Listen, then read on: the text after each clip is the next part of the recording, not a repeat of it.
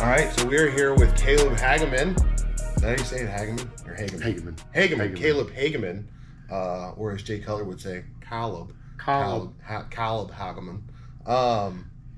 He is the owner of the Arsenal Sports Supplement Store in Wichita, Kansas, and National Sales Director for Frontline Formulations, and my friend. And I'm happy to say that. So with that, we welcome Caleb. I appreciate you having me. We tried this before. We got a few pieces out of it, and we're back to do some more. So it's a lot of fun. I think it's a situation where your customers become your friends, and your business associates become your friends, right? We've been friends for almost as long as I've been in the industry now. And you'd been in for a year or two. Yeah, it's getting. I only had the store for 5 years, and that's pretty much how we met. Was the collective group of stores, the UBAM.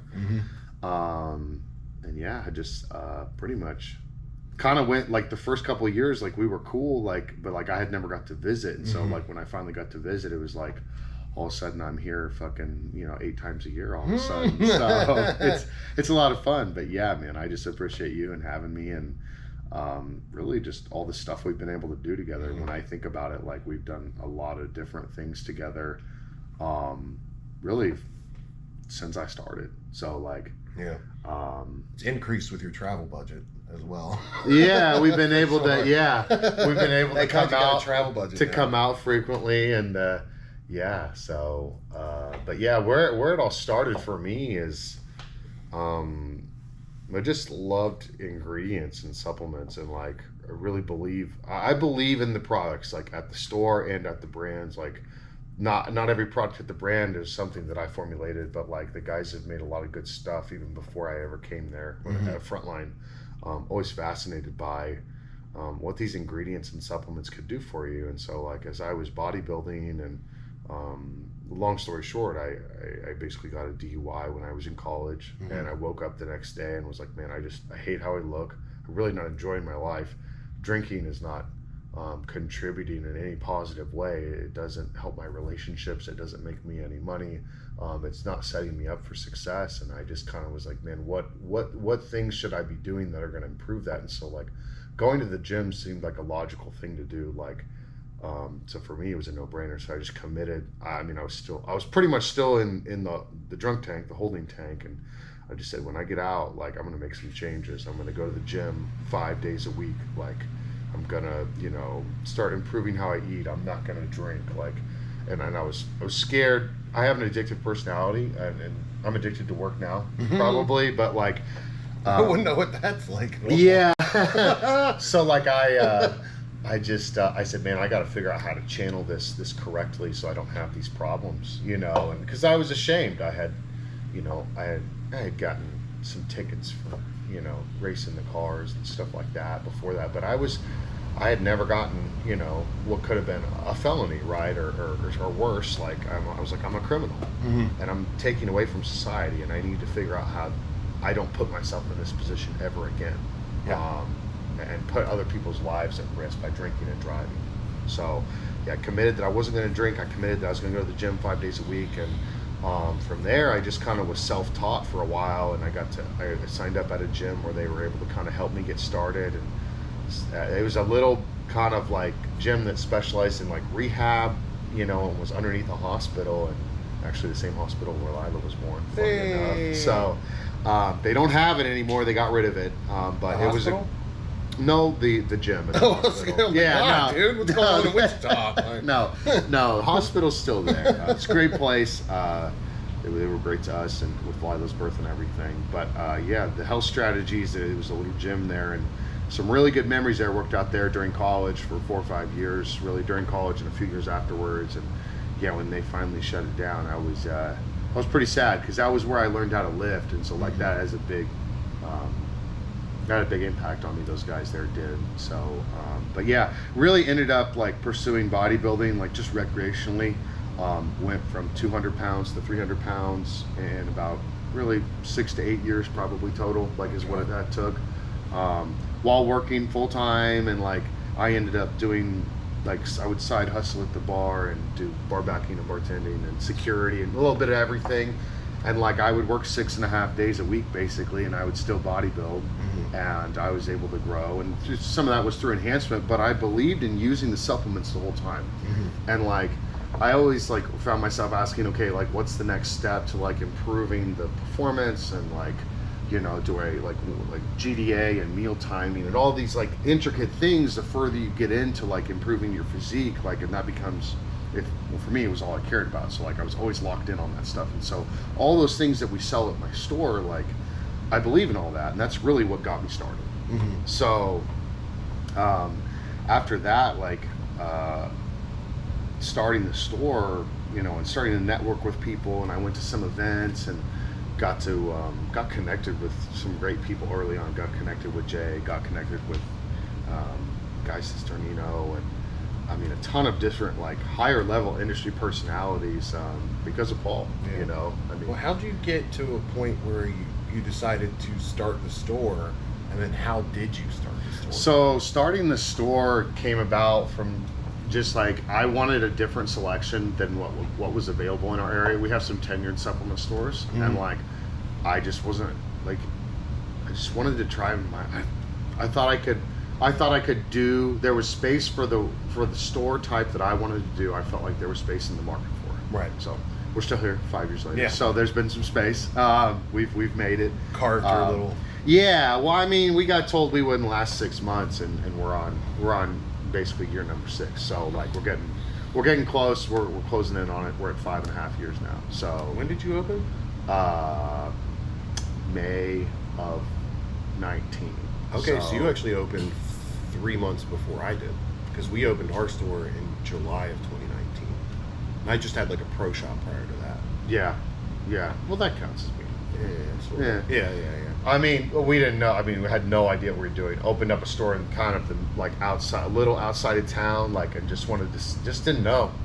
Rent was super cheap. Like, started it with, I mean, pretty much like $6,000-$7,000, like nothing. Like, not near what I would put towards it today if I was putting together a business plan or all the things that we know now. Like, and just grew it from there. People came and drove 25 minutes away from town almost half the time, like from wherever they were. Like, we're still on the west side of town, but we were another 15 to 20 minutes away, like, and people drove out to see us. Like, I had already built up a little bit of a reputation in the community because I just love going to different gyms, and I was like an avid recreational bodybuilder.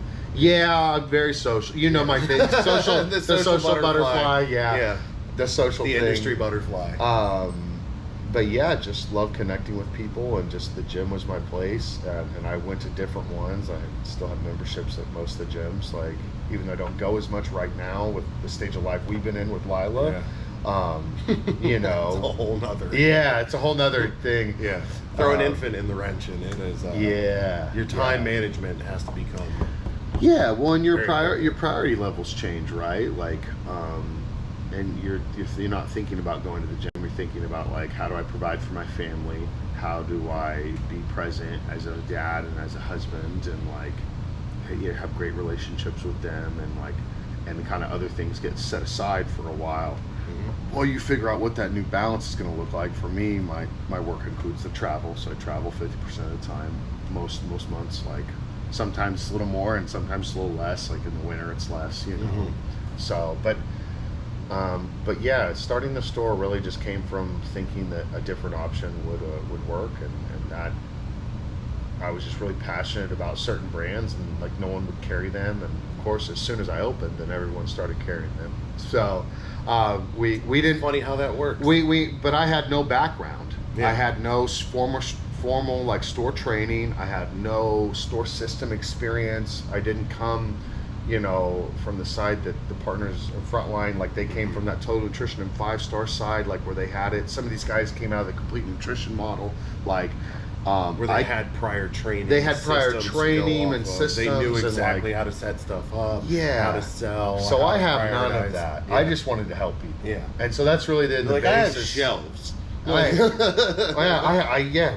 were like, we didn't even know where to get them. And one of our friends of my former partner that I opened the store with, like, he had this farm supply store, and we basically gave him a bunch of supplements for a ton of free shelves. So, like, and that's how we got started. And just kind of figured things out, and you know, we were at that original space kind of out away from town for the first like 16 months, and then I moved it into town where it is now, next to an Anytime Fitness, and really had just tried to like offer the community like kind of a different take. Like there's not a huge sales process at the store. It's just like trying to match up the right product with the right person. And that's really what the guys, you know, and me like really run with. Like that's our intent. So we've done cool things like have events out. We've had Sergio Oliva out. We've had John out, of course, when he was alive. Luke's been out several times. Carlos Thomas has been out.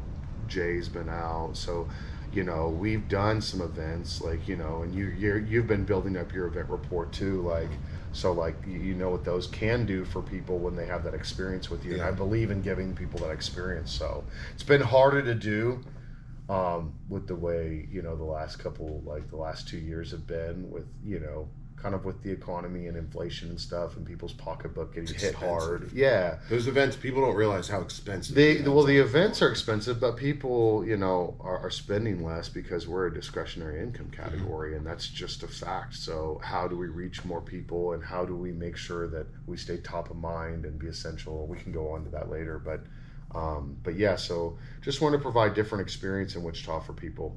Felt like that's what they deserved, and instead of keeping the status quo and just collecting our money, we've put it back into the community with the events and the stuff that we've done. Like I'm lucky enough to where like the store isn't something that I have to basically pay myself out of every month if it came down to it. Like I can put the money back in and invest because, you know, I have the brand and the other categories that I work with stores in that really pay our bills for my family. Right. So but yeah, the store started just out of a desire to do something different. So and had no idea, had never had a business before, so it's the first one, and just learned a lot of things along the way. Because you were in sales prior to this, like.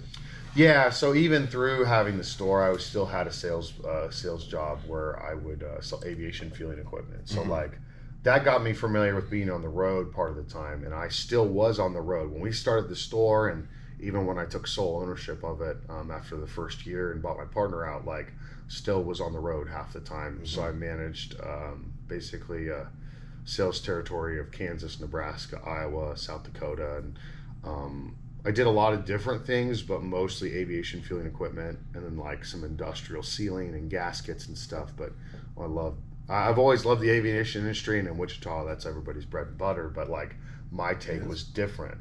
Yeah, so there's some big major I guess like the agricultural stuff. You have a lot of the agricultural stuff is all over the state, but in Wichita specifically, it's known as the air capital of the world. The reason being is that Cessna, Hawker Beechcraft, Learjet, all those businesses really started there. Boeing's there for a long time. They just kind of came back, even though Spirit Aerosystems has been there for a long time. Yeah, they make the fuselages, the main portion of those Boeing 777s. Yeah, all the sevens. Yeah, the sevens. Yeah. So like the aviation industry is pretty big in Wichita, but like I had been a part of it on that side when I came up through college as an intern. I interned at Learjet, which was so cool.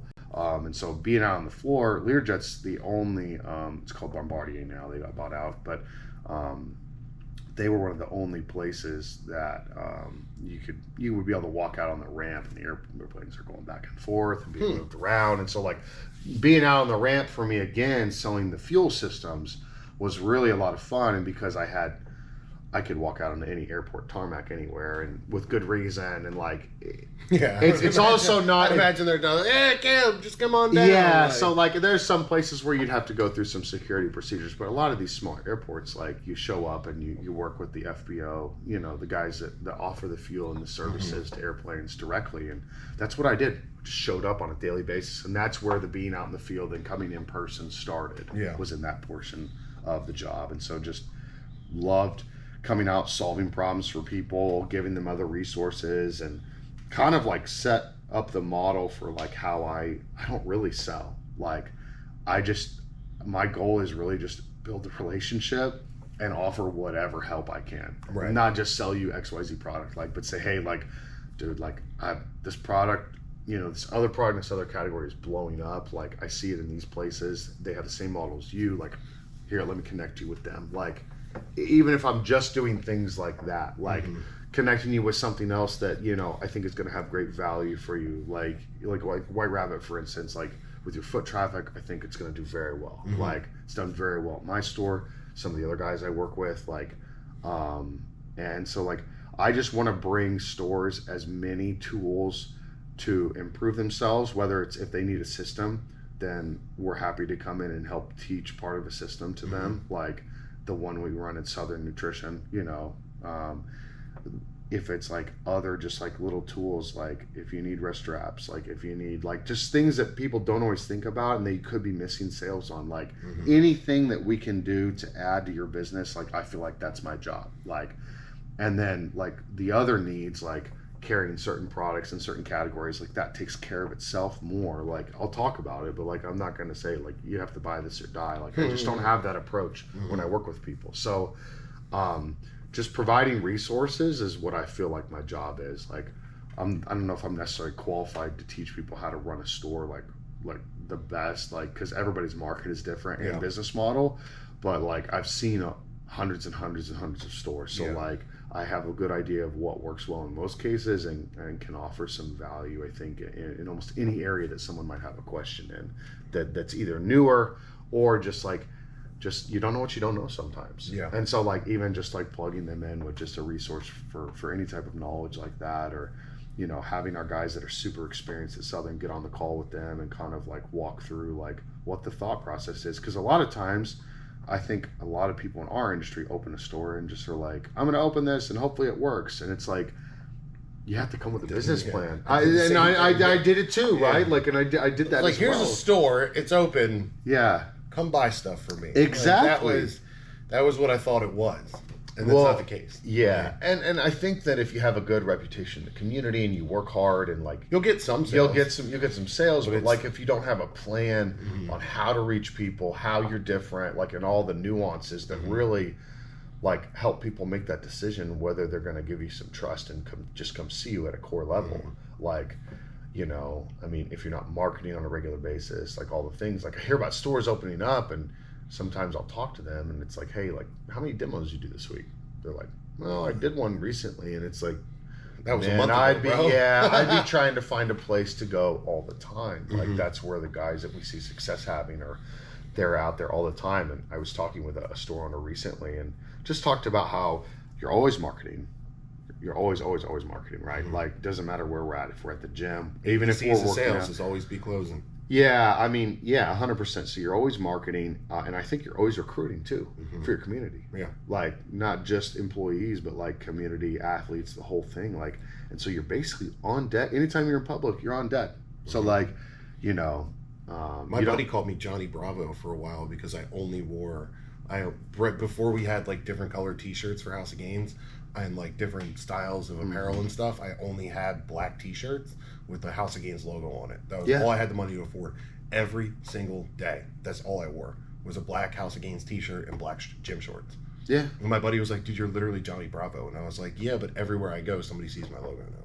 Yeah, 100%. I have to keep doing that. Like, and I did it for years, like 2 or 3 years. I was literally wearing almost the same stuff every day. Did you pump out a ton of shirts when you started and just give them out, or have you always sold them, or what's your approach on apparel? Sold them, but we sell them really, really cheap. So like our like logoed shirts, it's $15, and it's been $15 for 7 years now. Yeah, like I haven't in like these Gildan soft style. So these are, I think, something like that. I think these might be Toltecs.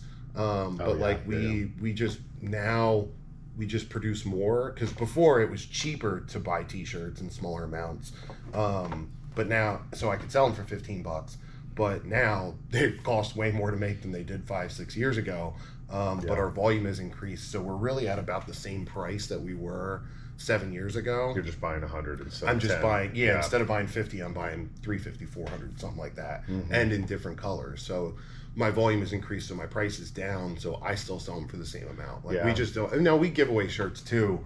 That's a little bit more like random, or like I'm seeing somebody and I'm like, yo, take a shirt, or like they buy a bunch of stuff and I'm like, here, take a shirt. We do them sometimes for like certain events. Like we we took the Nintendo logo and we like put the Arsenal and we just gave those away on Black Friday and people love those. Yeah, so Black Friday you always give away. I think I think we're gonna do another one of those at some point. We might save it for Black Friday or I might do it for Labor Day. I haven't decided yet. But like I feel like that marketing is great to get it out in the community. Like and there are certain shirts like that we make that are higher quality, like when you make a Next Level or like you make a Comfort Those Colors, are ones you're gonna spend more money on. You know, like the ones that we make for Unbothered are extremely expensive. They're extremely expensive to make. They're full oversized drop shoulder, like they're LA apparel, like they're not cheap. Like so, we have to charge for those. Like, but that's different. That's stylized apparel. Yeah, and that's like we're trying to build like a culture brand. Like, but just branding ones. I'm of the same like mindset as you. Like, make a bunch. Like I try to give a fair amount away and then I'll charge for some of them, like, and just like keep it a very low price. And half the time it's like somebody comes in and drops $200, like let me help, like dude, like let me, if they're getting two, like let me take care of one of those. You know what I mean? Like you're always going to want to be the guy, you want to take care of people, like but yeah, 100%. So we definitely have gotten off track, just like wild. Like where are we going next? How your sales approach is something that I've always appreciated, because when I didn't know this, but when you open a business, everybody calls you. You're every day, all day long. You're just getting called by every single person. I told you, just disconnect your phone. I turned my phone on silent in 2017 and have not turned it back on since. It's been like 8 years now where I have not had my phone on. Like that's it. Like I just can't do it because it just rings nonstop. And I probably have 70 or 80 blocked numbers on my phone now. My email address, I probably have 200 or 300 blocked email addresses. I block domains now because it's just gotten to the point where everybody is calling me to buy their stuff, which is cool and everything, but it's also incredibly annoying.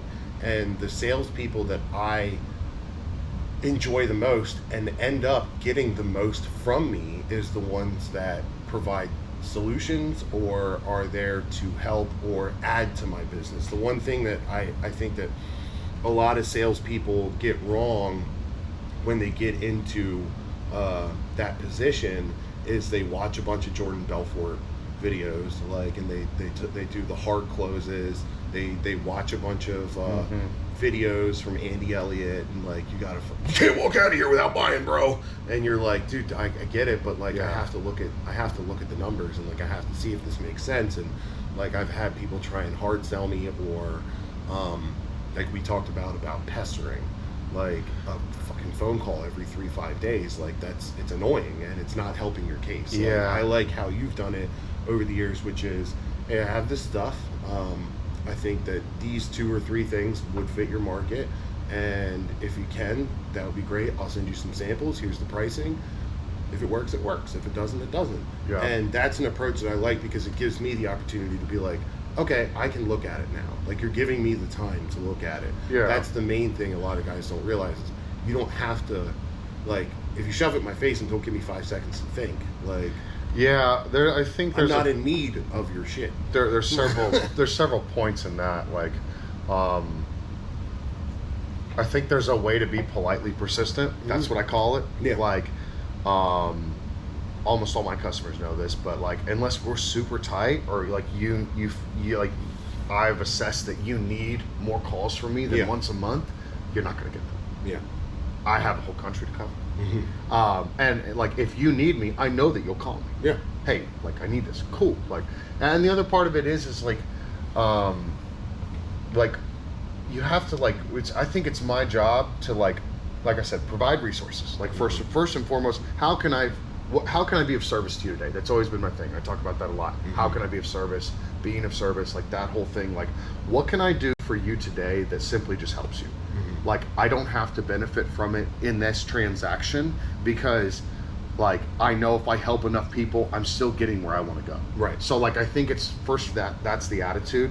So that takes the pressure off, because I won't accept, like I want to do well, and I'm here to build the company for my family and partners' families and everybody. Like, that's my job and my responsibility for sure.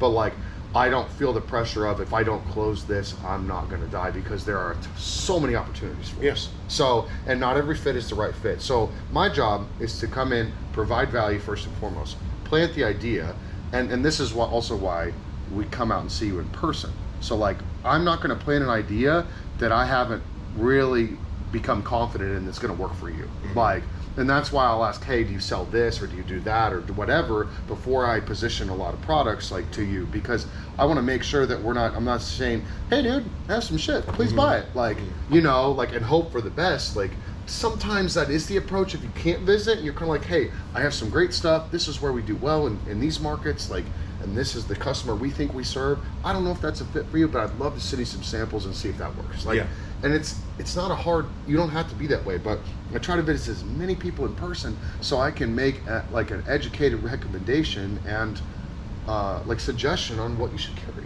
Like, and so I don't think that's hard. Like, so like, I don't allow the pressure. The pressure will get to me occasionally, like, you know, end of the month, of course, for everybody, like, you're trying to pull stuff in, and like, you know, and you know, there are days like that where you get on the phone, but I really don't like to, I'm not a big fan of dialing for dollars. Like, I feel like people can feel how that is. Like, they can feel that you need it.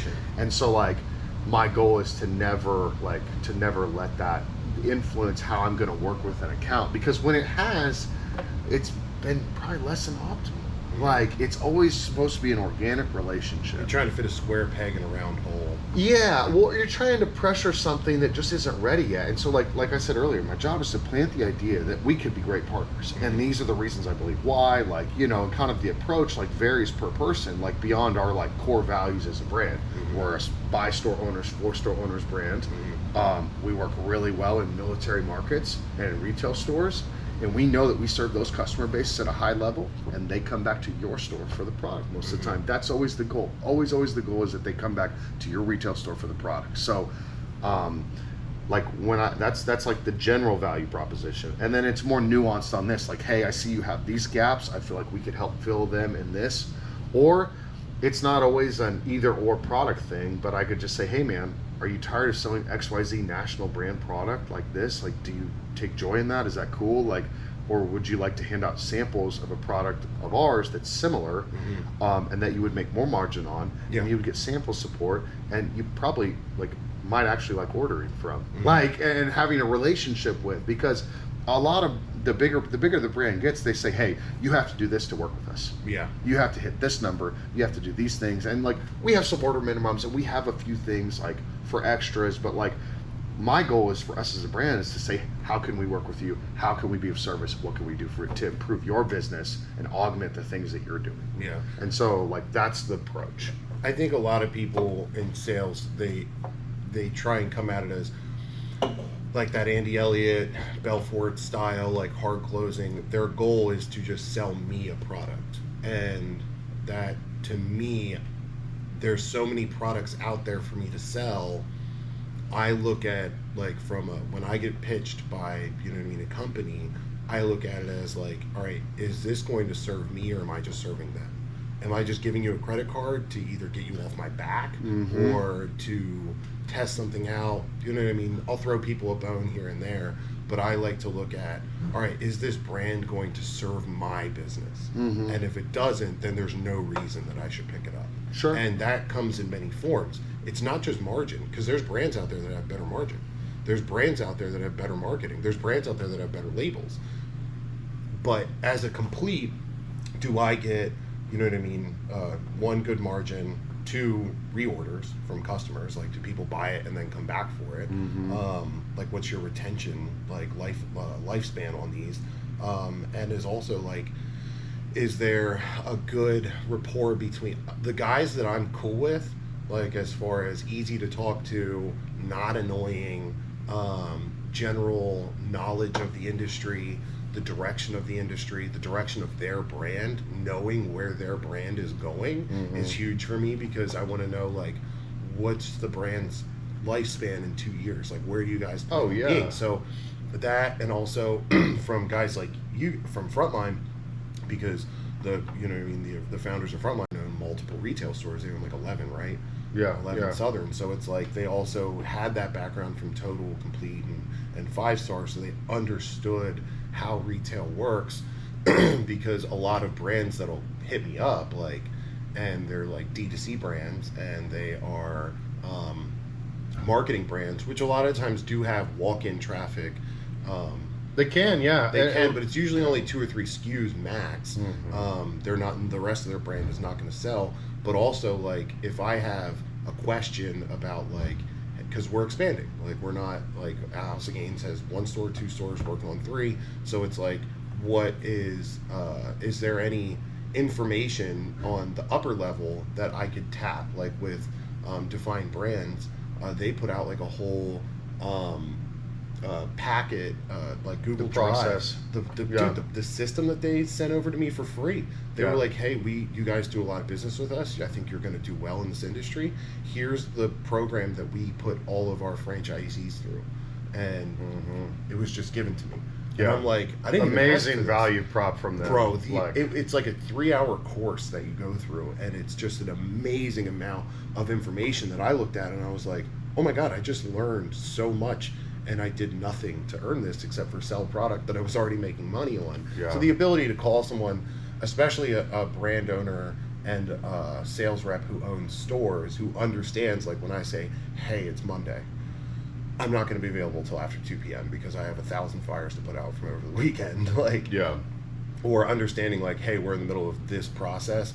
Do you have any insight on this, or does anybody in your team like ever had to deal with this, or do you know a guy that I could like? That's the coolest part about working with someone like you, who is a social butterfly in the industry. It gives me the ability to be like, hey, my person that usually does this for me is now MIA, because our industry is full of people who just go MIA. Yeah, very transitory. It's a transient hobo type industry. Where I'm like, hey, like this guy's dipped and I can't fill this gap anymore. I know you guys don't carry it, but do you know somebody else? Yeah. So that being in the industry for a while and having those connections and your ability to build those relationships and then in turn give referrals and recommendations is so much more valuable. I'll buy from people just because of like that value proposition. Like I know that if this thing, like not you guys specifically, but I've worked with people before where I'm like, all right, this might not make me $1 million. However, I'll still support this person because I think in a couple years they're going to have more value than just the product that they're selling right now. And I think that this is a good. It's the difference between looking at people and brands and relationships as investments as opposed to transactions. Absolutely, like the brand store, brand retailer partnership. Like it's a partnership, and so it can go both ways. It's almost like a marriage. Every time you bring a brand to the store, you're opening your pocketbook to them. And whether they change their prices or there's so many things that a brand can do to affect what happens with the sales in the store. And so like I think that more stores, like my pitch is like, hey, like we're coming from a similar place as you. We understand that if we don't help your business grow or augment it or provide value, that like how are we going to grow together? And you're not going to grow as an account with us. So we just understand that we're trying to put value up front all the time for that reason, because there's so many brands that come in and they're popular and then they end up like all they do is end up twisting our arm further and further. And we're like, and you know what brands I'm talking about, the brands that you sigh when you have to make an order from and you're like, I have to make an order again from these guys. Like, you know what I mean? And it's like, and you don't want to, but you're beholden to it. And so like, for me, I've always really struggled and pushed back against working with brands like that because it frustrates me as a store owner. And also because I feel like with good salesmanship, like you can turn those customers and get them, onto a product that number one benefits the store better and fills their same need. Like, so like even if somebody wants like a national pre-workout, it's like, hey man, Gauntlet matches up perfectly with that. Here's a sample. Try this. Like, see what you think, dude. They have some amazing flavors. Like, it's not like a forced thing where it's like either or, but it's like, hey, like, would love to convert some of those people to a brand you enjoy working with and you know is going to give you value long term, and it's in the game, in the fight with you guys on the ground floor. Like, I'm going to leave and I'm going to go tomorrow morning and go work at my store when I Right. get home. Yeah. Like, you know, and the guys are out on the floor in the southern stores. Like, we're all in the stores, like, not just in customer stores, but our own. So, like, we're in the same fight. And I think that's what makes us relatable as a brand to a lot of people, and like kind of secures the partnership deeper, because they understand that, like, we're not going to cannibalize from our own store, so we're not violating on our map. We're not going to let people sell for a lower price somewhere. We're going to keep a hold of that. You're not going to saturate. Yeah, we self-distribute, so we know where it all goes. And if we don't, we'll find it really quick. Like, that is my specialty. Like, I want to protect that for find people. the roach. Yeah, I mean, we haven't had too many instances happen, but just the probability that grows as your brand grows. It's part of the process. So. But yeah, like for sales process and what I do with accounts is just try to make it as organic as possible, like, and not like press it. Like, you don't need to bring in everything. Like, let's get a couple footholds and find some solutions that work for you, and then we can talk about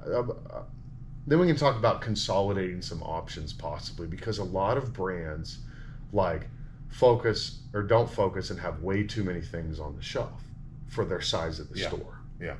And so all of a sudden they have 4 options of L-carnitine, 4 options of collagen, or what have you, like too many options of things. And it's like I don't think enough people realize, if you locked in with several top brands and you like kind of just brought in some distro to fill those other little gaps and have some of those national brands on the shelves, you would be getting the best pricing and best margins from those brands, and that you lock it in, and the best relationships and like the opportunities and benefits that come with that. And so a lot of times I end up giving the same advice to people that are like, how do I grow? Do more demos, be in the community, have a good selection, but focus in with top brands and partners that you know are aligned with you. Like, that you can invest back. They're going to invest in you, and you can invest back in them. Yeah. By like maybe consolidating. Like, I've had people be like, "Oh, why don't you bring this brand in?" And I'm like, "Well, I have everything in that brand. I have competing categories and stuff that I already have, like sell through, like consistent sell through, and better margin. So if I bring in something else, it's going to detract from that, and I'm actually going to lose margin because my buying power is lower." And a lot of people, just from the customer perspective, they don't understand that side. No. It's always like, hey, like, why don't you have the 18th flavor of this thing in stock? And it's like, oh my God, bucked up, bro. Yeah, I have 35 every flavor flavors. but that one. there's 36 flavors, and I have 28 of them, and they want the 7 that I don't have every single time. It drives me nuts, dude. Yeah. I carry every single one, but every time they come in, they're like, "Do you have the new, you know what I mean, Goku Fun Whip?" And you're like, "What are you talking about?" Like, and they're like, "It just came out," and I'm like, "When?" They're like, 2 seconds ago, and they're like, "Why isn't it on your shelf?" And I'm like, I have no, what? Okay, give me a second. Like, let me go look it up. Like, no, I get that. But even sales guys don't understand that sometimes. Like, I've told people, like, hey, like, I'd bring your product in, but like, I have 3 other competing things. The easiest thing is always pre-workout. Pre-workout's an easy one, because there's no loyalty really to pre-workouts, like, as far as consumers are concerned. It's the most transient category. It's the most transient. For like, sure. You'll have some people that lock in on 1 or 2 pre-workouts, and that's all they take. I know guys have been taking C4 since 1997.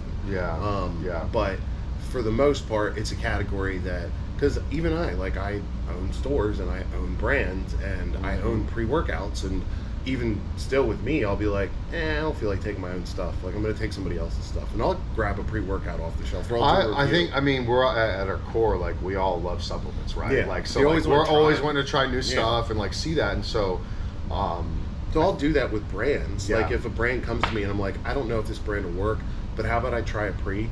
And like, if the pre moves, that means like the labeling, you know what I mean, the branding, all that stuff, I can test it out. And if it works, it works. If it doesn't, it doesn't. But sometimes I'll even look at brands and like, the pre-workout might be cool, but the rest of it is garbage or doesn't fit my store, whether it be pricing or availability or whatever you may have you. But I'm like, but I'll still buy that pre-workout off of you, and I'll still carry it. Yeah. That's usually the best foothold. Protein's a hard nut to crack. It's only getting tougher. Commodity items are hard to crack. Like, people with like long lists of commodity items, it's like, all right, well, those, it comes down to margin purely.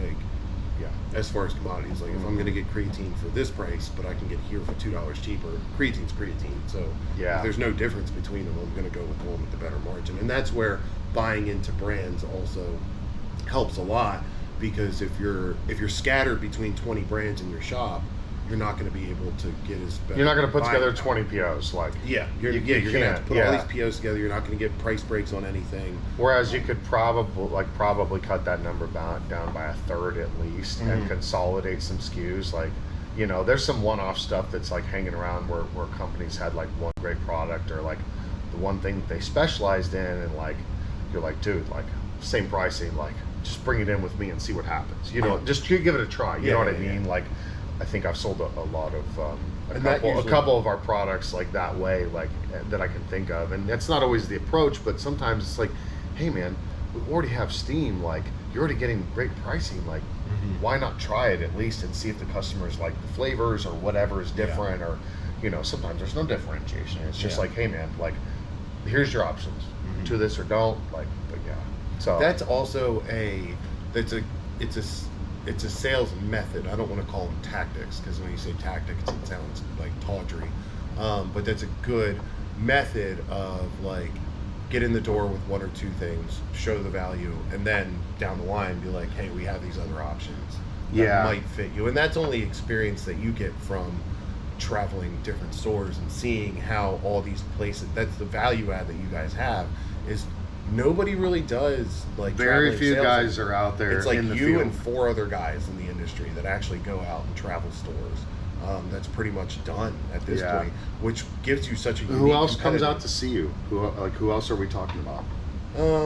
Like I'll get my bigger accounts, like my bigger vendors, they'll usually come out. But even then, like, I mean, I'm like Bucked Up is a huge account for me, and I've never met my sales rep in person. No, you know I mean, even at the Arnold, they're not there. They're like back in the office. Probably the biggest brands that do it. Like obviously, NutriBio has a big sales team. Like you know, East Coast, West Coast, Midwest. I know pretty much all those guys because I cover all those areas, and I see them at events. Like Mike lives 2 hours from me. Yeah, so it's easy for me to see Mike. So they're out in the field.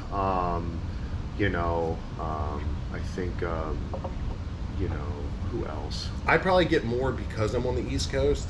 Yeah, there's a huge concentration here, so you probably have the chance of seeing the most. Like the New Jersey, New York area, like it's crazy. Like it's so condensed. Like there's a ton of stores. Like I could spend a month straight, literally, and start in Maine Jersey. and just work my way down, like through everything. And every store like in hard Jersey. stop at like Pennsylvania, New Jersey, like and Philadelphia area. Yeah, like there's a ton of stores. So they all hate each other too. Yeah, there's always like the territory thing the territory things are tough. Like especially New Jersey's always been difficult. Wichita is honestly a territory that's difficult for brands. Yeah.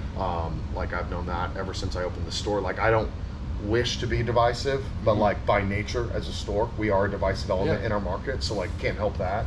So there are several. I can probably name at least 5 that I can think of, 5 areas where I know who is beating heads with who, and the exclusivity of the brands, which is not really a big thing anymore, but like I still like will call preferred partners and just say, hey, so and so is this far away, they made an inquiry, do you want me to talk to them or not? Because I really believe in long-term relationships. Like, and so we've had several instances where they've just been like, hey man, like we'd just rather you not. And I'm like, okay. And so when it comes time for them to consolidate a SKU or whatever, then it's like, hey man, I need you to. They either remember or like you know, or you know, we got to remind them occasionally we're doing good things for them. So it's like, hey man, like the loyalty's there. Like, can we get a shot at this? You know, so I think that definitely happens, and there's something to be said for not having like full-on exclusives always. Like we really don't like offer that as a matter of course, but like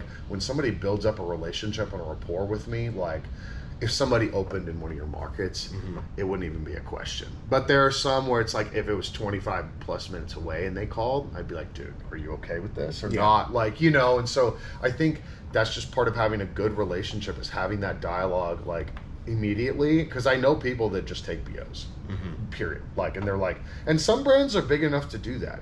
Us as a brand, we don't believe in that. Like, and we really like, we really want to hold the standard. I don't want the brand to be used as a tool for stores to batter each other and sell it for less and less and less. There's the devaluation thing is not what I want either. So we're very careful like about who we partner up with in the same market. And like, I'm very clear with, if there's more than one, it's like, hey guys, like if I see it being used as a tool, like we will consolidate with just one place. Like, I just am not like, we want to grow long-term, consistent, like great business, like relationships and like, in markets and like cover correctly and like have that protected. So, that may make for a little slower growth because we're not always going to take POs and maybe a little less dollars sometimes, but I just think it goes back to being super consistent, like with people, and your relationships with them will breed the maximum lifetime value out of them as a customer as well. So, I've had experiences like, I don't ask people for exclusivity anymore. I did when I first started, and it was because I wasn't confident in my business, and I was like, I need the exclusivity to give me like a boost of confidence that like these people can only buy this here. And I have a principle now where I won't ask for exclusivity, but if I bring your brand in and I build it up and then you call, or one of my competitors contacts you and you give them a PO, you're bottom shelved. Like, it's just like, all right. Or I'll just be like, okay, like it's just there. I'll keep carrying it, but I'm not going to really like invest in the brand anymore, because I know that like your goal is not to build a relationship with me. It's just to sell product. Okay. If that's your goal, then I'll sell the product if it sells, and if it doesn't, it doesn't. Like, and I always look at it as like, if you want to dig your own grave, that's fine. Like, and I also at the same time will recognize if I'm not purchasing enough from you and my competitors contact you, then you should sell to them. Every market. I had a guy use that as he tried to use it as a tool a couple months ago, was like, well, you know what I mean? I know you carry it, but like also this other, you know what I mean, store, they've been asking about it, and like I've been pushing them off, and it wasn't just like a friendly, it wasn't just like a friendly, like heads up. It was like a tactic that he was using, and I was like, just go ahead and sell it to him then. And he was like, well, you sure? And I was like, yeah, go ahead. And like, I was like, I don't care. Like, because if I'm not, there's two sides to that coin. One, if I'm not selling enough, then I have to give you the opportunity to sell to somebody else. Like, I'm not, if obviously it's not moving fast enough, I also know that if it's in the same market as me, it's probably not going to move fast there either. It's just some products don't move in certain markets. So me, I'll be like, I'm actually not mad, and it won't ruin our relationship if you sell to these people, because I know it's not moving for me anyway. So like, I can't hold you from making money somewhere else. But it's when they use it as like a tool, like these guys, like a hard sell, a Jordan Belfort style, where I'm like, I think there's a way to have that conversation, and I've had to have several of those. Been like, hey, like, you know, so and so's asking me for this, like, what do you want me to do? Like, and most of them have been better relationships, but there was one where it was like kind of either or, and I just said, hey man, like, I know you can't focus on us right now. You're trying to do the most. You've got other stuff going on. Like, I was like, I'm gonna have to make a decision here. Like, and I'm just like, I'm trying to be upfront with you. And like, I've been able to still have a great relationship with them and like the other stores. Like, and everybody has kept the peace. The brand hasn't been used as a tool. Everybody's on board, and I think it just goes with being upfront with people, and you definitely don't want to use it as a tactic, but you do want to say, hey, like, it's my responsibility to extract value out of every territory. And if I'm not getting priority brand like placement and kind of like attention at the stores, like, I get that maybe we're not the best fit for you, like, but that means I have to keep exploring some options then. Like, you know, and so like, I think that goes back to like when you have great relationships, you really don't, you already know where you stand with people. So then it's just, how am I going to position the conversation to you? Like, for most of the time, it's like, hey, so-and-so, like, reach out to me, just so you know, like, I told them, like, we already have a committed, like, business partnership with you guys, you know, and that's all there is said about it. Like, it's just to have open communication where they're like, why don't you tell me so-and-so is banging down your door, and they think you're talking behind their back, and like, this industry is so transient like that, and people are always cutting deals here and there, and like, so I've always tried to strive to be really transparent, like, in an industry that I feel like lacks a lot of that. Yeah. For some dollars. Yeah. Yeah. So, Yeah. but yeah, I understand that 100%. It's just, there's a lot of, it's shady and sketchy sometimes talking to people, and you're like, oh, this person's going to do right by me, and then they just don't. It's almost like I go into certain things like almost expecting it now. Like pessimistic level, like jaded bartender. Like, I'm just like, all right, I'll start talking to this guy. I hope he doesn't screw me. Like, it's just how I feel a lot of the times, because you'll have brands that they're in and they're out 18 months later. And like last year, there was a brand of the year that is huge, and everybody talked about it all the time, and they don't even exist anymore. Like, it's wild how quickly some things will change here, which is why I like to make one of my I like to look at the salespeople and like who they are as a person and their background, and like, do they have longevity in this industry, and are they a decent human being?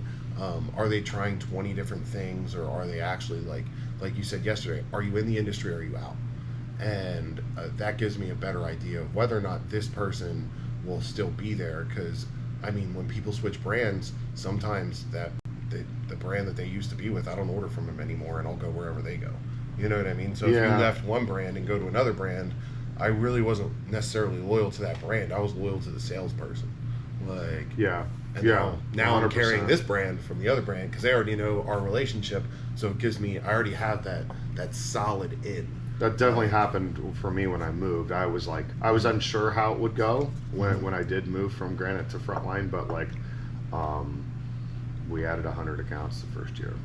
And so that was, it was a big, like, the customers voted confidence in me and my decision, like, to make that move, and that Frontline did make sense for a lot of people. Like you were already buying it, like, you know, and then you were already working with them. I was like, oh, cool, bit. And I just have a different rep. Well, and I just told them, I said, hey, like, anyone that I already have, like, you just like let me work with them. I bet we'll do better. And they did. You know, like, so it just, you know, and it was cool that they reciprocated and ordered a bunch of my stuff too.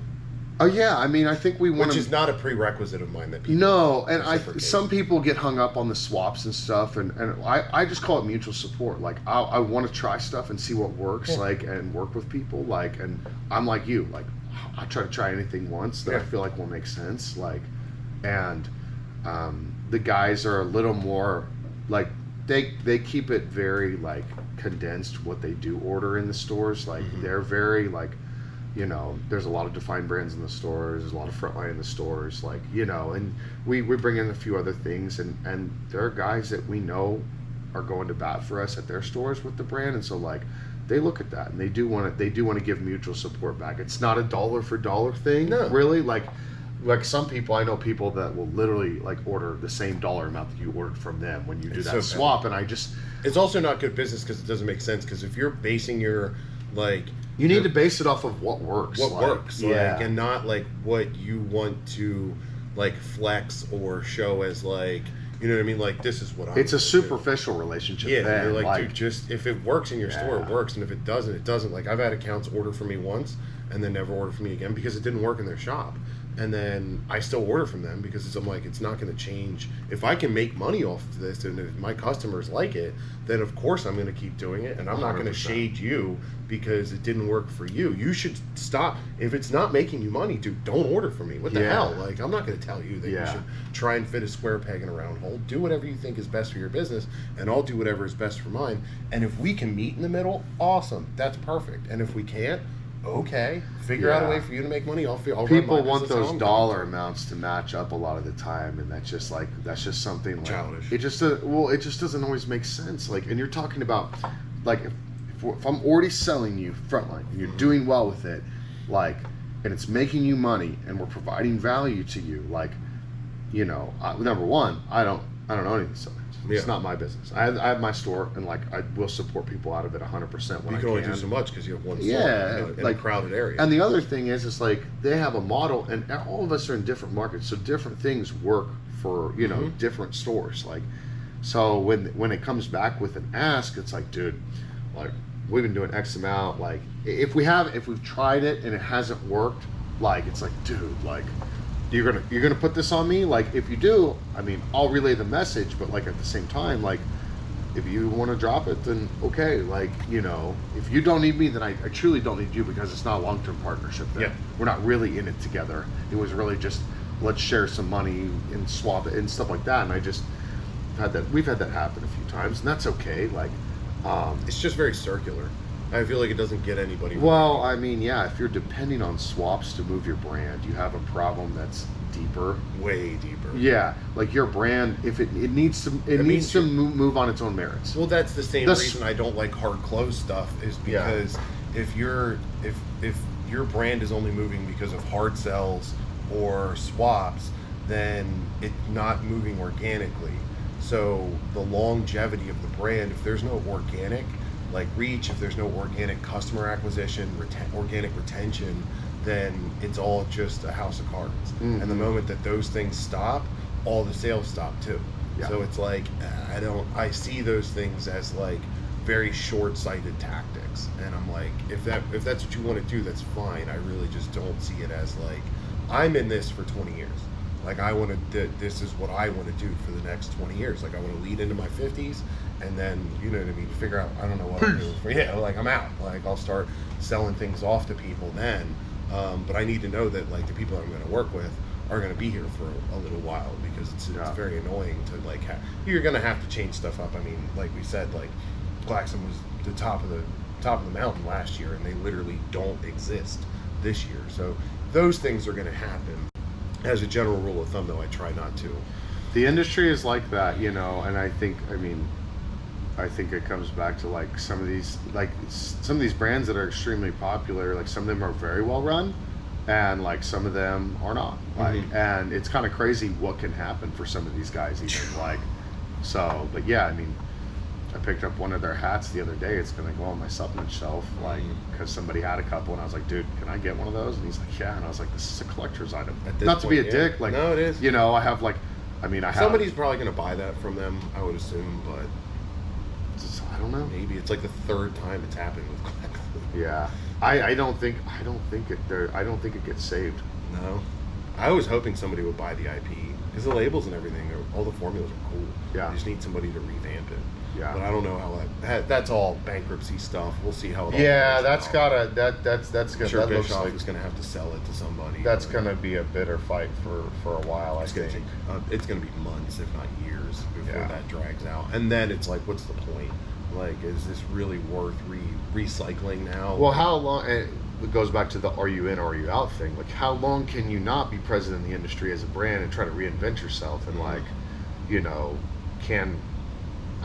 once you've hit your peak, and sometimes you know it and sometimes you don't, like, but it's really hard to get back to that place. And there are some guys that are, you know, that have already hit that, and they're trying to get back, and like, Frontline is still on its way, like, up the mountain, like, in my opinion. And like, we have a game plan, but like at the peak level, like, is where like you need to figure out, are we going to bring in like private equity funding, or like what other tools to grow, like, are we going to bring in to try to keep us like going up the mountaintop, or like, you know, not slide down the slope quick. So, but I really think that the slower the climb of the company and the consistent like moves upwards it makes, like, the more consistent it will stay at the top, and the slower it will go down the backside. Like, some of these guys, the more popular, like some of these guys, even on social media popularity, like personalities, like, boom, they're up, and then just drops off in 6 months. Like, and there's plenty of brands that have had that same thing, or they're going through phases where it's like Clout was in and out in 6 months. Yeah, they. And I'm not here to throw shade on these brands. It's just the reality. They blew up quickly. Like, and you know, Rise has been a little bit of a slower build, but they had massive jump, like, starting 3 years ago with the collabs and the Sunny D and all the stuff. And I mean, I think they're still going to do decent for a little while longer, because they're going to have the international business, and they have the drinks, obviously. Yeah. But the drinks are where, like, they're still going to do well. Like, I feel like their drinks are going to hold. The company that's done the best job of like staying at the top is Ghost. like Yeah, 100%. You can't even like, argue with it. Yeah, and the supplements are the supplements, whatever. But like the drinks are like what drives like the core level of that business. But they do cool stuff. I mean, their swag is cool. Like they got lucky enough to get sent some, and it fits me. Yeah. Like, and the stuff doesn't fit me usually. So, but yeah, they've done a great job. I mean, obviously, First Form, just an absolute monster. Like, I mean, they're at that fuck you big level. Like they still hold some exclusives for people, and they don't have to do that. Yeah. Like, so, I think there's some great examples on like how you can model your business as you're climbing the mountain, and really not cannibalize from sales channels, which is sometimes what people do to drive that valuation up. You know, I think Rise is doing it now with TikTok, and the EchoVision guy is all in on TikTok. He's made that really clear. But maybe like Redcon was the first to cannibalize say different sales channels. They used the stores to grow, they moved to D2C, and now they're like just like distro, international, whatever. They're still kind of hanging around, but you know, guys that haven't like sold out on the discount model or aren't like pouring out their D2C, like I think First Form's done a great job of price integrity and that. Like their customers love that community aspect. They've done a great job of building that community and like bringing people back for their products, which even they will admit are nothing spectacular. They do serve the need, but like, dude, people want to feel like they're a part of something, and they have made anyone that touches like their products and like anyone that comes in contact with their team like feel like they belong, and like that's just their superpower. Like and so like they sell an unbelievable amount of product because of it, you know. Bucked Up's done a great job of staying at the top of the mountain, still just dominant, like continuing to grow, you know, really still on the sub side, not on the drink side. Their drinks haven't really done well. The drinks are, I mean, I think Sour Bucks and Red Cherry Candy and those, like the newer ones with the dynamine and everything in it, love that ingredient, have done well. You know, and I even saw they're coming out with, you know, stuff for runners and cyclists and endurance-based stuff. That's kind of been the latest move for everybody. Is that electrolytes and like, you know, you know, because people come in for pre-workout that are doing endurance stuff and really only like lower stim stuff and like actual like performance boosting pre-workouts that have like, if it had HMB or whatever, like stuff proven to like help really do endurance for people, like betaine, beta-alanine, like some citrulline, some HMB, like a really some more unique products like are kind of coming to the forefront with people like, and these companies realizing that they got to serve other people beyond just your gym goer. They have to serve the cyclists and the runners and like, so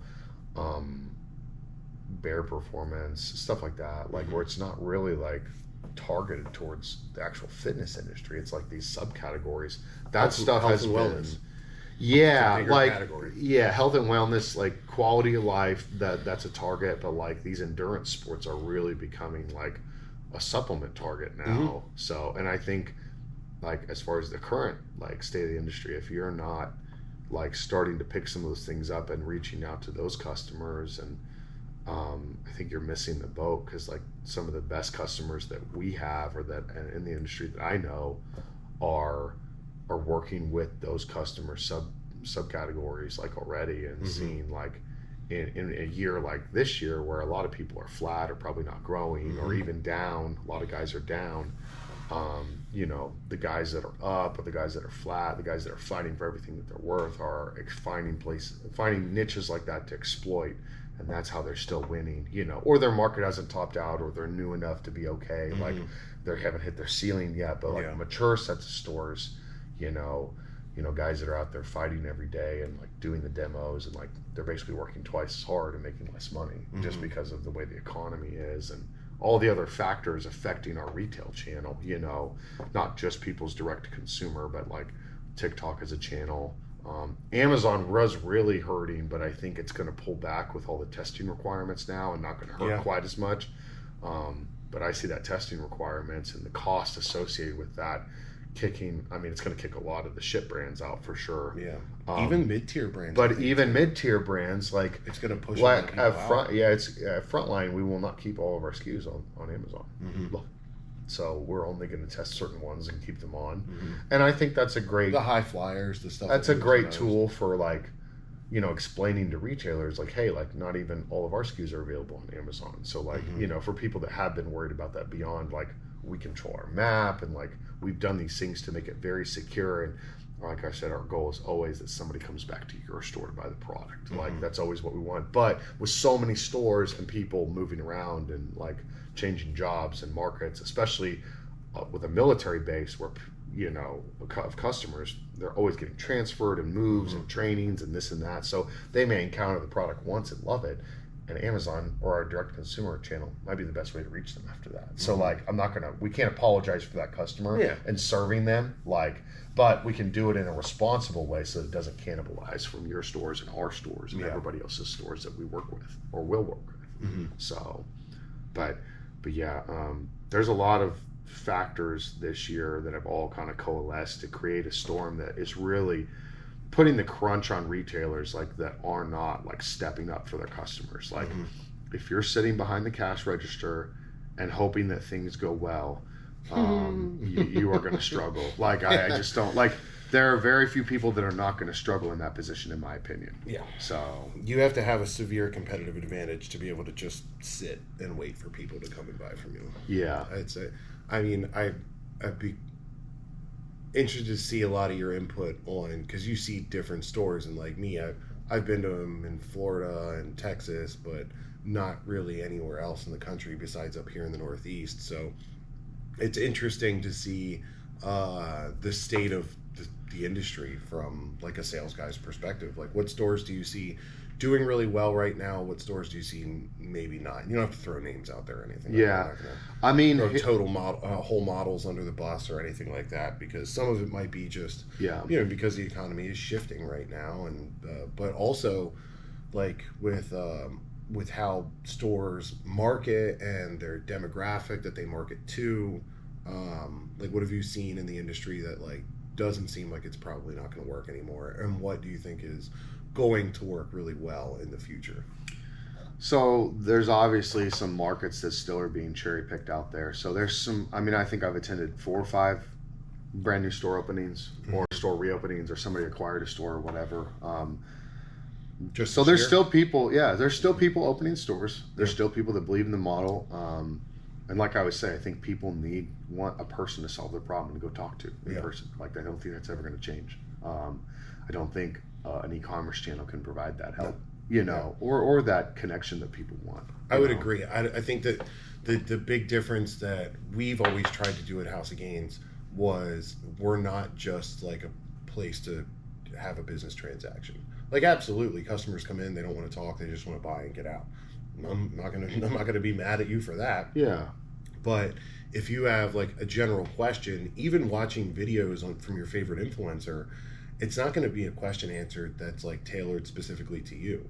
So, like, you might see something like, oh, if you want to build your XYZ, you have to do it like this. Well, maybe that person has, like, a weird body style, or maybe that person's, like, GI tract can't handle that, like, certain product. Yeah, is there the whole an industry opportunity to switch something out for that? And that's where I think those in-person questions, because I'll answer emails to the website as much as possible, but sometimes people ask questions like, the number one question I get online is, will this make me huge? You know what I mean? That's always, like, the silliest question that I get.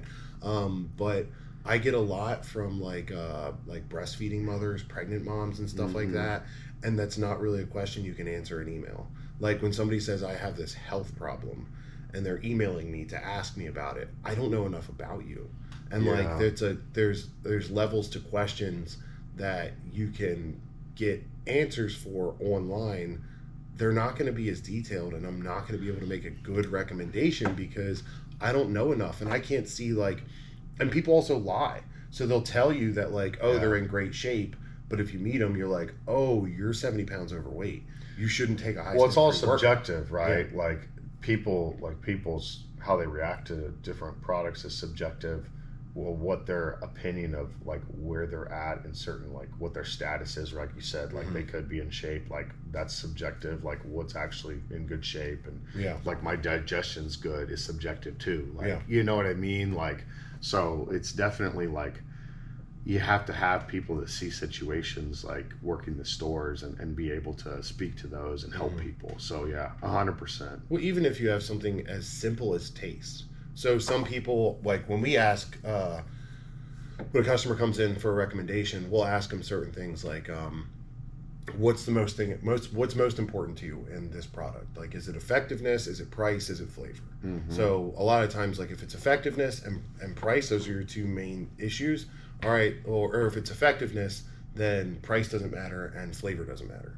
So or even if those are your number 2s and 3s, like how do you rank them? Like, is it really a big deal? So if they're like, no, I just want something that's really strong, that's going to work, and you're like, all right, then you're going to go with this one. And I'll preface with, this one doesn't taste good. Like there's pre-workouts out there that have 25 set the expectation. 25 gram scoops in them, and they're like, I'm like, this is the best pump, this is the best stim you're going to get. It tastes awful. And they're like, really? And I'm like, yeah, I can't write that in an email because like I can't be like, you should buy this product because I think it would be really good for you because you're focused mainly on this. FYI, it tastes like shit. Like they're going to read that as like there's no nuance to my explanation. Yeah. Whereas in store, I can joke with them and be like, this doesn't taste good. Yeah. It tastes okay. And provide some context and just say, dude, if it has a book on the back, like you have to understand that you can only flavor out so many bad flavors. Like you can only cover up so much with the flavor systems. And the flavor systems come a long way. Way farther than they used to be. There's still some ones where it's like they wanted like an ultimate performance product, you know, like this super built out formula. It's really hard to make a deep formula, a 25 gram scoop pre-workout taste good. It's just not going to happen. It's not going to be a 9.6 gram bucked up cherry candy. No, it's just not. It's good. Theirs is which is incredible. Which is incredible. Crushed it too. It's stupid. I want to try the root beer so bad. Yeah. I haven't. I wonder if they're going to come out with a root beer energy drink. I would drink that. They should. But it's those are the nuances that I think that I don't see. Even like I've seen websites come up with like AI capabilities to answer questions. They're giving you generalized responses and nothing's really ever tailored. And I think that's the superpower of stores, and it's what we've done is free education. Like come in, ask us questions. Nobody that works for me is commission based, so it's like you can come in and ask questions. And I mean, if you don't buy from us, it's rude. We'll still answer them though. Like people come in all the time. Yeah, that's our favorite. That's our favorite when people are like text like, "Hey, I got this product. Like, should I use? Like, how should I use it?" And it's kind of like, yeah, I love when people message us from they'll be like, "I bought this from another company. Can you tell me how to take it?" And I'm like, "You should probably ask the company that you bought it from." Yeah, it's tough. I mean, but like, even when you have friends that like do that, and as a store owner and like as a business person, that always is like, it's a little tough. And I think for me, I'm just like, oh yeah, like you can do this, like, but it's I don't think everyone realizes like, dude, like you know I do this, right? Yeah. Like you're asking me for help, but you know that I do this like as part of like my living. Like you're not willing to try the product that I sell, but you're willing to try something else, but you trust me enough to ask me. Like, where is did I not do a good enough job explaining, like being a subject matter, hopefully like trying to position myself as a subject matter expert for you or what? But like that's always been one of my biggest frustrations, like, you know, and sometimes like people come in after I've had people that literally took them 5 years to visit the store, like, you know, literally, and they're like, dude, I don't know why I didn't come in sooner. I'm like, just wasn't your time. Like, how to be at peace with that and not like, it's very easy to be upset or jaded or bitter about that, I think, and like it's a really hard thing to like hold back on and not get upset about, like, because I could just be like, dude, like, you know, if we had a nickel for every time somebody was like, oh dude, I need to come see you, it's like we wouldn't be sitting here talking, we'd be on the beach, you know. 2 years ago you said yeah, so I mean, as far as like what else we're seeing in the industry right now, there are still some guys that are growing, but it's not, some of it is not crazy substantial. Like some of it's just they haven't hit their ceiling yet or they're too new. But the people that I see that are doing the best right now are people that have high foot traffic stores, whether that is a placement near a gym and offering things like what you guys offer, smoothies, you know, energy drinks, etc. All of like the small CPG goods and like walk-in traffic style items. Meals are a huge part. We've got some guys that are just crushing it with meals. Like, whether they're preparing them, which is rare, and most of it's just frozen or refrigerated, like healthy meals. Definitely see guys like maintaining or growing that are in those spots and have those amenities. Those are the guys that are still probably doing the best. Guys that are supplements only, probably struggling the hardest. And a lot of guys just did supplements for so long they don't know how to do anything else. Or they're not keeping their drink fridge stocked with the latest things or whatever. Like if you're not keeping up with the market, if you don't care about the industry won't care about you, and that includes the customer basis. So I think having my big thing is drinks, love drinks, always try to have new stuff at the store for people to try. I think people love trying new things. They don't want a case of it, they just want to try one. And they're not really super concerned about what they're really going to pay for that. Now, when they're buying in bulk, that's when the price concerns come into play. That's why a lot of stores don't sell cases anymore, I think, because they're either unwilling to make a low margin or they don't want to hold that inventory, or both. Yeah, on drinks. Oh, I can buy. Yeah, we buy drinks. I sell them. You have a unique model. Yeah. You're almost a distributor in your area but I'm just saying almost every store all over the place every store used to do cases back. Yeah. And then a lot of these things have turned to less specialty and more just they're everywhere. Yeah, exactly. And so something like White Rabbit is going to be specialty for a while, because of its nature, as Kratom as a product, still is. I think there's 4 states to go on approval. It's still not legal in 4 states right now, and so it's definitely going to be a specialty item for a while, I think. But some of these other ones, Jocko or Just Work, they're trying to go nationwide, and that's because their customer is everybody. And an energy drink, most drinks are 200 milligrams. They're all serving the same customer, just different flavors and brands. It's that side of specialty stores is gone, where they sell a ton of those products. I think a lot of people sell a ton of cans, singles, but they're not selling the cases like they used to, 5-6 years ago when we first got into the industry. That was a thing. It's just not now, because all that stuff has gone to Sam's Club, and the cases there. I mean, they're making $1 a case or whatever on it. If you make that. If you're sometimes making that. Sometimes it's a lost leader. Sometimes I sell drinks, I basically lose money on them, but we just get so much traffic from it. So whatever. I wanted to do them. I kept them. Originally, it was just a marketing thing, and then I realized that people really, really liked this, and it was I look at it as the Costco chicken, where we're going to carry these. I'm not going to make money off of it. I don't care. I just want to make my customers happy. And this is the only thing that they can't get everywhere else. I have all the updated energy drinks. I get them as fast as I can from my distributors or direct or whatever. So right now I'm just waiting on the Ghost grape. I just tried that. I've sent out emails. I'm where is it? Give me that grape. Because I know that my customers are going to want it. And while I can't beat Amazon on convenience as far as pre-workout powder. It's just as easy for you to order it online as it is anywhere else. But that is something that I can definitely beat them on. And I think my customers understand. I don't know if it's my market, but they know that hey, if we want access to certain things, whether it be events, whether it be new stuff in the industry, this is the place that's going to do it. And if that means that instead of me buying my pre-workout on Amazon, which is more convenient, when I go in to grab the new flavor of Jocko or White Rabbit or whatever, I'll just grab my stuff on there. So it's okay, that means they understand that we're here to support them as much as they're here to support us. So I just keep it as a way to get. There's certain things I just don't want to move back on because they've been mainstays, and I see how happy it makes people. It's something as stupid as a case drink, a case of energy drinks.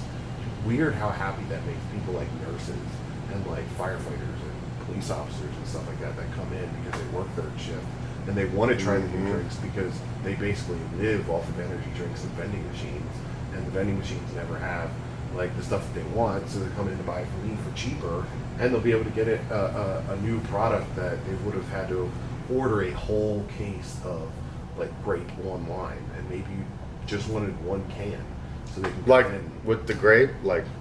I got to try it on Saturday, and it's very good.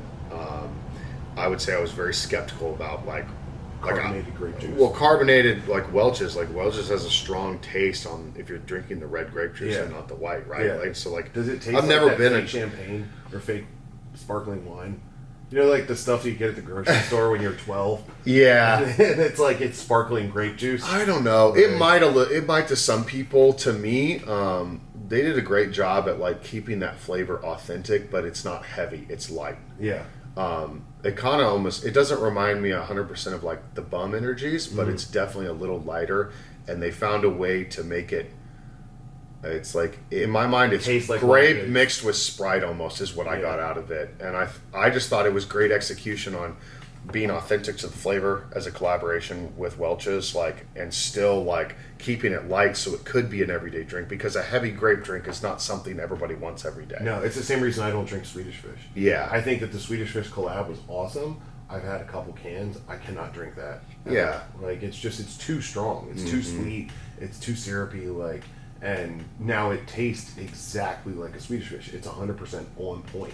It's just not something that I could sit back and every day be like, liquid Swedish Fish. Yeah, like 100%. But yeah, I think like definitely like having something like that as early as you possibly can, like, and being known for the place. It's like, dude, like I will do whatever it takes to have the latest drinks in your hands, like, and people expecting that like will help drive traffic. It's driven traffic for me. Like, I mean, like, I'll go out of my way to buy whatever it is, figure out wherever I need to get it. It doesn't necessarily have to be through our traditional distribution. Like, I've read stuff from other companies and stuff too. 100%, yeah. Like, I have no qualms with like accessing that, so that the customers like expect me to have it, and I'll try to do whatever I can do to serve that. Like that cool factor brings people back.